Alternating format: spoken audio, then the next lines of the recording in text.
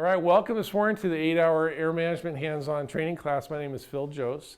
I'm a battalion chief in the Seattle Fire Department. I've been teaching this class for about 8 to 10 years. And within the Seattle Fire Department, I work in Battalion 5. Sit in the southeast corner of the city, and I have 9 companies that work for me, 3 trucks and 6 engines, plus a car and a medic unit. And my battalion houses, we're a pretty busy section of the city, a lot of low income and a lot of industrial. A lot of waterfront in the city of Seattle, and we certainly have that. I also supervise the technical rescue team, which includes the dive, the confined space, the high angle rope rescue, all that kind of stuff. And within my career there, I've been able to work in a lot of different places. Most notably for this program was in the training division. So I went to the training division first as a lieutenant, as a recruit instructor. And when I came out of there, I was given the opportunity to get on a team of fire officers that puts together our annual company level training. We call it OSET, Operational Skills Enhancement Training, because we like acronyms with long names behind them. And so what we do is we would put together training packages of all sorts of basic skill level stuff, train all the companies, and we would generally do that 2 or 3 packages per year. So right around that time, some of the air management stuff came up, and that gave us the opportunity to start coming up with ideas and putting them out there. And once we found some ideas that were effective, we sort of packaged those together into this program. So all the training we're going to do here today is stuff that was done within the Seattle Fire Department. So why are we here today? What's the reason you guys think that we're here today? Learn about air management. Learn about air management, right? And why do you want to learn about air management? Make us safer in our operations on the fire ground. Right, safer operations. And what about the other folks that are around you? The other firefighters that work with you and work for you? And also look out for their safety. Right, so we can help our people go home safer, right? And that's really what we want to do. So that's why we're here today. So we're going to have some classroom session, then some hands-on, and then back and forth. And you guys know where the washrooms are. They're right down the hallway here. And we're going to have some breaks during the day. We've got some water right here. Make sure that we're drinking, we're hydrating plenty, because trust me, when we go to work, I'm going to be working you, okay?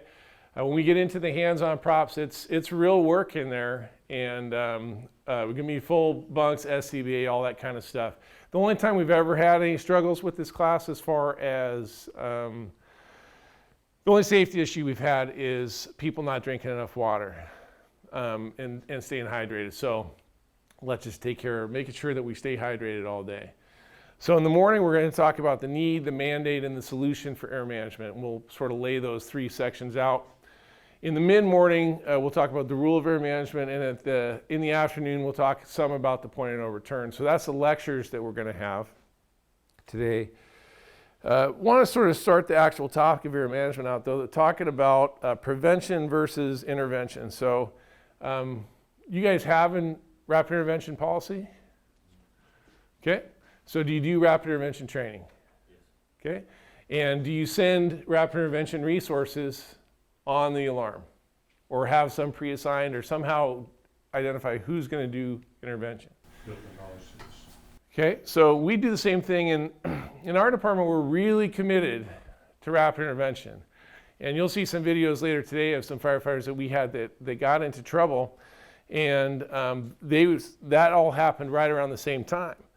And so our commitment to rapid intervention is such that we have 3 pre-assigned double houses, so an engine and a truck, and they're sent as a rapid intervention resource on top of the full alarm resource to every working fire that's in a duplex or greater, right?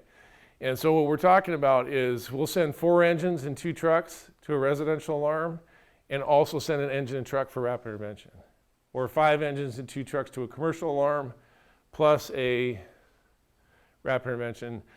And then those 2 companies, actually, one of the companies on the initial alarm will also be assigned to RIT. So you end up with 12 firefighters for rapid intervention at all working fires. So that's a significant commitment. But even with that commitment, what we want to do is prevent that from happening. Okay? So just wanted to show you a short video of Worcester, Massachusetts.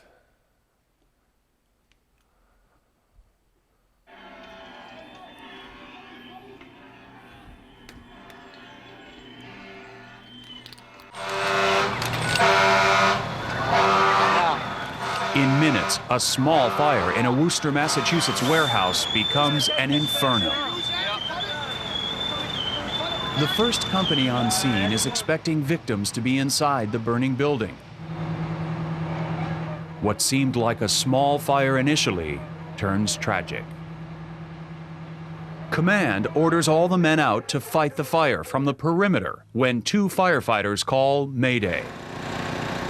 A 2-man rescue team is put together and rushes in to find the 2 lost firefighters. The fire intensifies and everyone inside the building is in jeopardy. In desperation, a second rescue team heads in to search for the missing firefighters. The call is made to evacuate.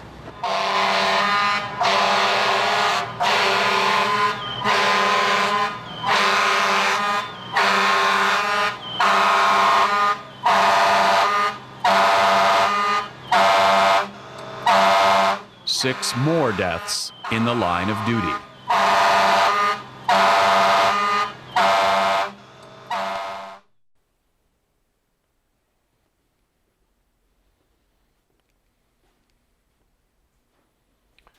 Okay, so what we want to do with their management is prevent that situation from happening in the first place, right? So although rapid intervention resources are important and they're vital to the fire ground, we want to make sure we're spending enough time up front so that we can prevent the mayday from ever occurring in the first place. And we feel like that's the best way to do intervention is on the front side.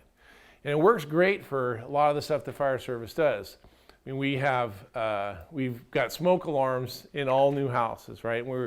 And sprinkler systems and fire alarm systems, and all these things have been proven to prevent civilian fatalities. So that prevention side, we just want to bring that into our fire service training.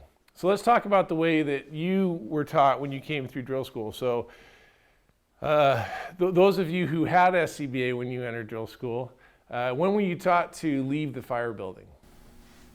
When your alarm went off. Yeah, so as soon as your lower alarm rings, then you start to leave the fire building, right? Was anybody trained, when you first came in, was anybody trained differently than that? No. And I was trained that way too. And I taught over 100 recruits in the Seattle Fire Department. That's how I trained every single one of them, because that was just the accepted methodology, right? The SCBA, you work till lower alarm rings, and then you exit the structure. That's just the norm, right? So how long do you have on a 30-minute cylinder once the bell hits? 5 minutes. Yeah, about 5 minutes is sort of the accepted standard. And with the 45, you're looking at probably 7.5 to 8, because a lot of departments are switching to the 45-minute cylinder. And what's interesting is, that works great if you're not breathing very hard. Let's say that you end up in a mayday situation, or you end up in a partial collapse, or you're lost. What happens to your respiratory rate? Goes up, right? And it's been proven through multiple studies that firefighters use about 100 liters a minute when they're working hard.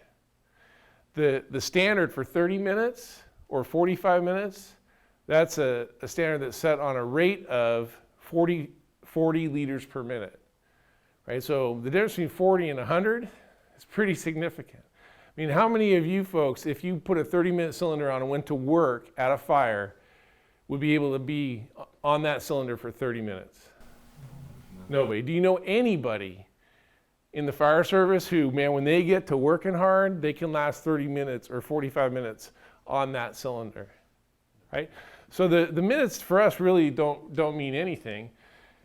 And that's because we've just made some assumptions over time that, hey, you know what, we have these things. When they first started using them, it was new, right? Before that, they didn't have anything. So even having some air was better and gave them more work time and more ability to fight fire. So they never really thought about, if I run out, I'll just go back to the way I did it before and not, and just breathe smoke. Right? For them, it was no big deal. It was just sort of an added bonus. Then over the course of time, we realized, no, this is a primary tool for us. And we'll talk later about the differences in smoke and those sorts of things. But we just made some assumptions that it was going to be okay if we waited till the lower alarm rang. And that's the difference between the past and the present. Right? What we're trying to teach now is, no, you don't ever breathe smoke, right? We use SCBA all the time, from the time we start the firefighting till the end. In our department, we wear them throughout overhaul. Anytime you're in an area that might be contaminated, you're wearing SCBA, right? A huge change from even when I came in 25 years ago. Right? We used to always do overhaul with no mask on. We'd use them to fight fire, but not for overhaul. That's crazy, right? But now we use them all the time.